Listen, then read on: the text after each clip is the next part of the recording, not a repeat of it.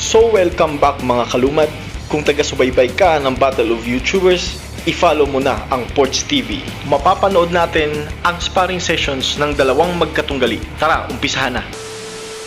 Mr. Jules lumalakas na sa kanyang pag-iensayo. Ilan lamang itong mga clip na to na magpapatunay na nagkakaroon na ng improvement si Mr. Jules. Sa lakas ng kanyang suntok ay nasira nga din ang training punch na hawak ng kanyang coach na si Teng Bisaya.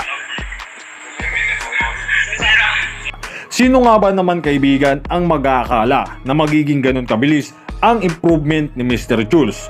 Well kaibigan, sa tulong na din ito ng kanyang coach na si Teng Bisaya. Pinapakita din kasi ni Teng kung paano nga ba gumalaw ang isang boksingero sa ibabaw ng ring. At sa madaling paraan kaibigan, ay agad naman itong natutunan ni Mr. Jules. Si Mr. Jules ay isa nga palang kaluwete, tulad ng ating pambansang kamao na si Manny Pacquiao. Kaya nga naman kaibigan, ay hinahalin tulad din ito ng mga netizen sa isang kampyon.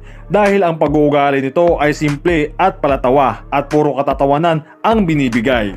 Kaya nga naman bukas ay magiging kaabang-abang ito ang magiging bakbakan kontra kay King Brusco Bros. Kaya nga din kaibigan ay masasabi kong nasa kondisyon na nga ang pangangatawan nito. Sa bilis ng kanyang suntok ay isa ito sa magiging advantage sa kanyang makakalaban. Bagamat walang yabang ito sa katawan ay inaasahan dito ang pagiging mabagsik sa itaas ng ring. Sa bilis at lakas ng stamina ay napredict nga ito ng mga netizen na mapapanalo nito ang magiging laban bukas. Samantala kaibigan, kung si Coach Teng naman ay tatanungin, tulad ng kanyang sinabi rito kay Boy Tapang ay 85% lamang ang kanilang lakas. Dahil ayon sa kanya ay mahirap magsalita nang hindi pa natatapos ang laban.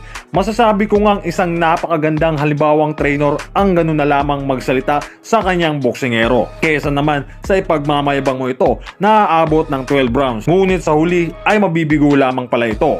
Samantala kaibigan, sa kabilang banda naman tayo, ayon sa mga netizen ay mabilis daw itong umilag si King at mabilis din daw ang paglipat nito ng pwesto, kung saan ay isang malaking advantage ng isang boksingero. Ngunit ayon sa iba, mabilis nga siyang makalipat, ngunit naiiwan naman daw ang mga paa nito na posibleng hindi maging balanse ang kanyang galawan. Sa ngayon kasi kaibigan ay wala siyang mga bagong pag-iensayo na inilalabas sa kanyang YouTube channel. Dahil yung mga naka-upload sa kanyang YouTube channel ay matagal na iyong naka-upload. Kaya nga naman ayon sa iba ay baka mas lumaki rin ang improvement nito. Hindi nga din naglalabas ng mga pahayag ang coach nito kung saan ang coach ni Russell ay isa lamang sila. Kaya nga naman kaibigan ay good luck na lamang sa dalawang mandirigma bukas. At muli kaibigan, ay dito ko na lamang tatapusin ang video kong ito. Ikaw kaibigan, ano ang iyong komento?